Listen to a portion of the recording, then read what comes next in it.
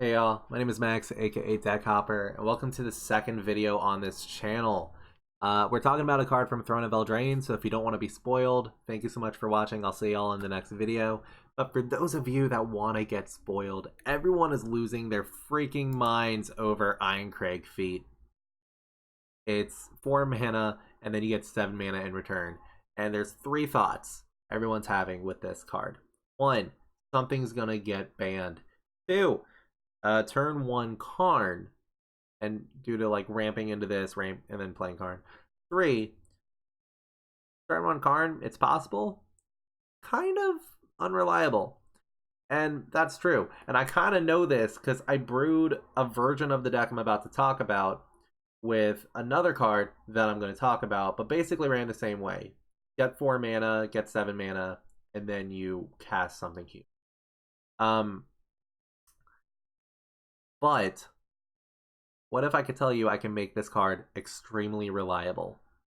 There's no turn 1 Karn, but the deck could be easily called turn 1 if you don't have Path or Dismember, I win. So this is the deck that I'm talking about. And we combine it with a card called Geosurge. So we basically are running 8 of these cards as opposed to 4. Now this card runs extremely the same way. You pay 4 mana, you get 7 mana in return.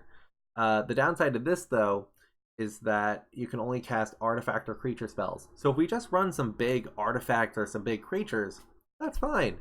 And then with Irencrag feat, the caveat is that we can only run or play 1 more card for that turn.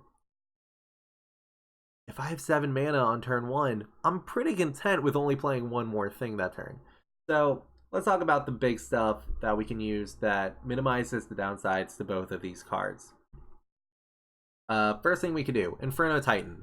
Deal 3 damage to your opponent when it enters the battlefield, or if they have something like a Birds of Paradise, whatever, you could just get rid of their board, and then every turn you could deal 3 damage to disrupt their board while you're swinging in with a 6/6. We also have Balefire Dragon.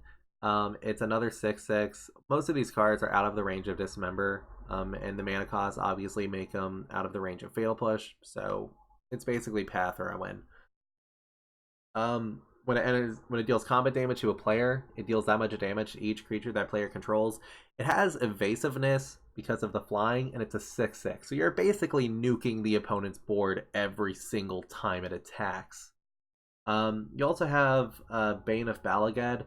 When it attacks, the defending player exiles 2 permanents that control. This is the only one of the big things that's really susceptible to Dismember. And, getting rid of your opponent's lands every turn, that's pretty good. Finally, we have Drakuseth Maw Flame. It deals 10 damage divided up against your opponent's stuff whenever it attacks, just because. Also, you're swinging in with a 7/7 flyer. Pretty good.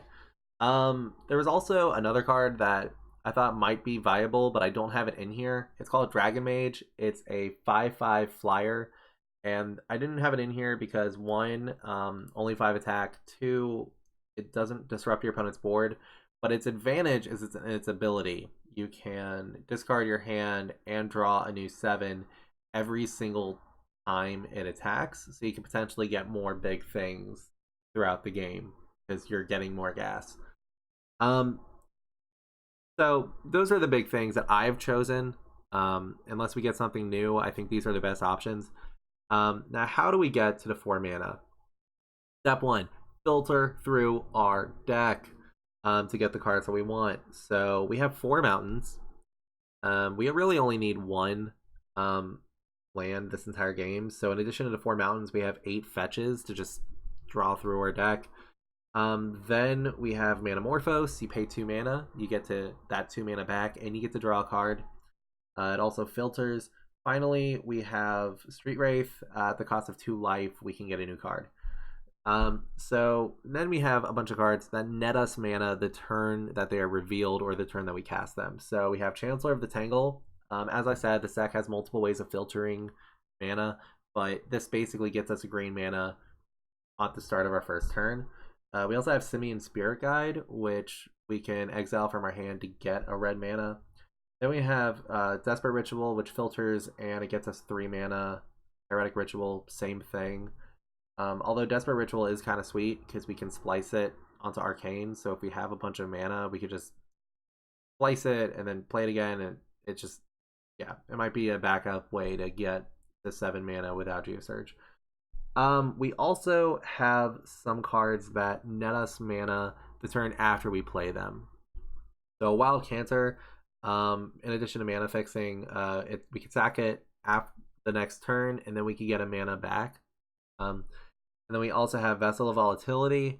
It's a little clunky, but you pay 2 mana, you cast it, and then you pay 2 mana and sack it to get another 4.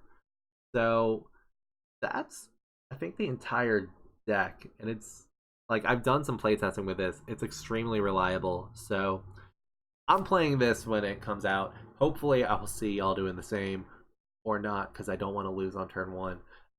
Thanks so much for watching, and I will see y'all soon.